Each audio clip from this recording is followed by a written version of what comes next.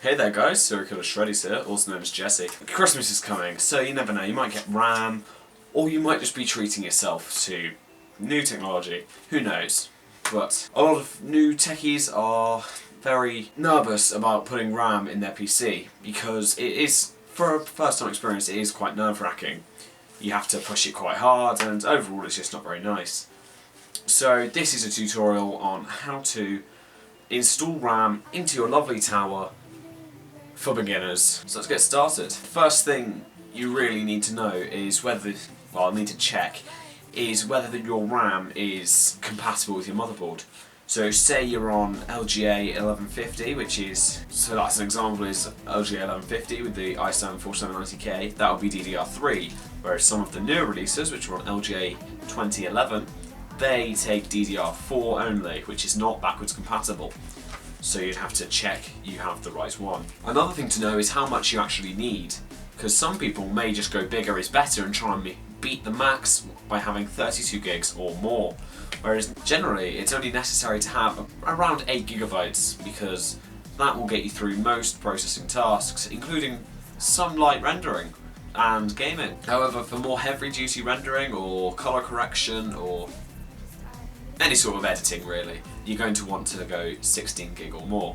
The same goes for benchmarking, you're going to want more, as much as possible, and gaming, 8 gigs for sort of mid-budget, 16 if you want full-blown gaming. Of course, another important thing for you guys may be the colour, and there are a good range of colours. You can get gold, you can get red, you can get blue, you can get black, really you can get any colour pretty much.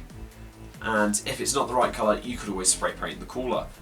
But that's for another video. The RAM I am using in this video is Corsair Vengeance Pro Series 2400 MHz 8GB RAM, which is DDR3. Two sticks of 4. Nearly hit my camera. That would have been good. So let's get putting it into the PC then. Let's get this baby down. Alright, so guys, we're here at my computer, it's all ready to go, the motherboard is in, which is something I wouldn't recommend. You should always test your components outside of the case before you've built it, but I always forget to do that, so whatever. Yeah, so the first thing to do is, once your computer is all ready to go, you get your RAM out of its packaging and put it on a nice static-free surface like its box. One important thing to remember is that this heat spreader is actually static dispensing, I guess you could say, so you can't actually damage the RAM if you're only touching the spreader. If you touch the PCB, you potentially could. So, an important thing to do is to always wear an anti-static wristband such as this. So, we're all good to go. Remember, when you're messing around inside your PC, always have the power supply, always have this little switch here on the power supply turned off. So that is on, that is off. Good. So, let's get down to installing the RAM. So you got it all sorted, you know what you would like, it looks good. These slots here, these slots, are called the RAM slots. It's where you put the RAM. What you need to do is the motherboard will have two different colours on 2 slots.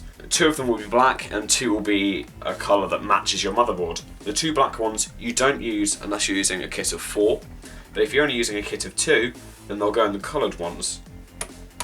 If you need any more help on that subject, or you just don't know your motherboard, so on some motherboards down here in this area around the slots, there will actually be a map of the slots which tells you where to put each DIMM. But this motherboard doesn't, which is interesting. So inside your manual for the motherboard, there will be a map of where to put it. But generally, it's the coloured ones, which is normally safe to go with. And if that doesn't work, the computer just won't boot, and you switch to the other ones. So the next thing to find out, well, the next thing to do, is align your RAM so that, because you see it has 2 different sized whatchamacallits, and these align with a little gap in the slot. So what you need to do is align the short end. Alright, so first thing to do is you need to align your RAM so that the short bit and the long bit correspond with the short hole and the long hole on your motherboard slots, which is normally short end at the top. And then, once you've got them down there, you've got two locks on either end of the slot. These need to be pushed down to allow the RAM to be put in. The other two for the other slots can just remain in place. Then you align the RAM, so it's the camera out here as well. You align the RAM so that it slots into the holes on either end. And there. That is not actually seated yet, it just looks a bit like it. So you put your hand on put fingers on either end and simply push. So push on both ends. If that doesn't work, push on one end, then the other end. And it should click in place. Let's do the same with this one. Align it, put it in the hole, make sure it's seated, and push on one end and the other. And it clicks. Lovely. That is the RAM installed correctly. Alright guys, important advice. Always remember to put the power switch back on, otherwise you'll be like me, worrying why it's not turning on. Because I genuinely just did that. You know what else I just did? That red light there? Because I forgot to plug in the graphics card power. Wow, I'm on a roll today. Okay guys, thanks for watching. I hope now you know how to install RAM into your computer with ease.